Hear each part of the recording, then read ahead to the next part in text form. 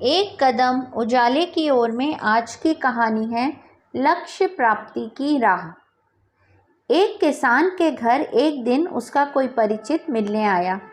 उस समय वह घर पर नहीं था। उसकी पत्नी ने कहा कि वह खेत पर गए हैं, मैं बच्चे को बुलाने के लिए भेजती हूँ, तब तक आप इंतज़ार करें। कुछ ही देर में किसान खेत से अपने घर आ पहुँचा। उसके साथ साथ उसका पालतू कुत्ता भी आया। कुत्ता जोरों से हाँफ रहा था। उसकी यह हालत देख मिलने आए व्यक्ति ने किसान से पूछा, क्या तुम्हारा खेत बहुत दूर है? किसान ने कहा, नहीं, पास ही है। लेकिन आप ऐसा क्यों पूछ रहे हैं? उस व्यक्ति ने कहा, मुझे यह देखकर आश्चर्य हो रहा है कि तुम और तुम्हारा कुत्ता दोनों साथ साथ आए, लेकिन तुम्हारे चेहरे पर रंच मात्र भी थकान नहीं, जबकि कुत्ता बुरी तरह से हाँफ रहा है। किसान ने कहा, मैं और कुत्ता एक ही रास्ते से घर आए हैं।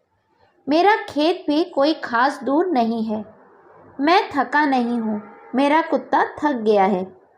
इसका कारण यह है कि मैं सीधे रास्ते से चलकर आया हूँ, मगर कुत्ता अपनी आदत से मजबूर है। वह आसपास दूसरे कुत्ते देखकर उनको भगाने के लिए उनके पीछे दौड़ता था और भौंकता हुआ वापस मेरे पास आ जाता था।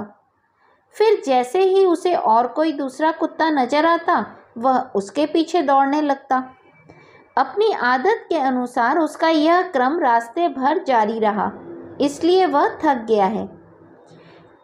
देखा जाए तो यही स्थिति आज के इंसान की भी है। जीवन के लक्ष्य तक पहुंचना यूं तो कठिन नहीं है, लेकिन राह में मिलने वाले व्यक्ति उसके जीवन की सीधी और सरल राह को भटका देते हैं। इंसान अपने लक्ष्य से भटक रहा है और यह भटकाव ही इंसान को थका रहा है। यह लक्ष्य प्राप्ति में सबसे बड़ी बाधा है। आपकी ऊर्जा को रास्ते में मिलने वाले लोग बर्बाद करते हैं।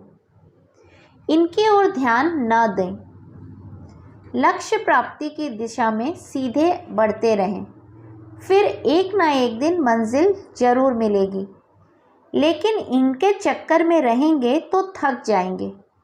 अब ये आपको सोचना है कि किसान की तरह सीधी राह चलना है या उसके कुत्ते की तरह। इस कहानी का संदेश मेरे दृष्टिकोण से, प्रबल आत्मबल और पूर्ण मनोयोग से ही हम अपने लक्ष्य को प्राप्त कर सकते हैं, अन्यथा तो जीवन भटकते भटकते ही बीत जाएगा। इस संबंध में आपकी राय क्या है?